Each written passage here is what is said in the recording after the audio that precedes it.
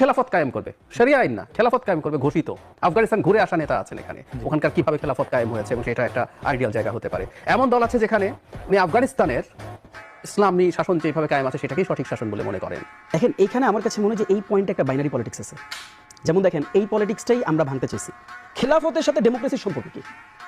যারা খেলাফত কায়েম করতে চায় এরা ডেমোক্রেটিক প্রসেসকে এগ্রি করে না, কিন্তু যারা খেলাফত কায়েম করে, আপনি যত খেলাফতি সংগঠন আছে আপনি সবার ম্যানিফেস্টো, সবার প্রসেস অফ ওয়ার্ক আপনি পুল করেন, ঘুরেন, দেখেন। খেলাফতের কথা বাংলাদেশে বলছেন, আমি এই দাবি করি এইসব দলের বাংলাদেশের রাজনীতি করার অধিকার আছে কিনা এটা একটা ভ্যালিড প্রশ্ন, কারণ আপনি আমার কনস্টিটিউশনের সাথে কনফার্ম করেন না। আমি ভুরি ভুরি উদাহরণ তুলে দেখাতে পারবো। খেলাফত না, ইভেন শরিয়া আইনের কথা আপনি বাংলাদেশের কনস্টিটিউশনের মধ্যে থেকে বলতে পারেন না। জামাতের একাধিক নেতা আমার পাশে বসে বসে এগুলো বলে গেছেন। আচ্ছা, প্রত্যেকটা প্রবলেম অফিশিয়াল পেজ, প্রত্যেকটা প্রবলেম আমি একটু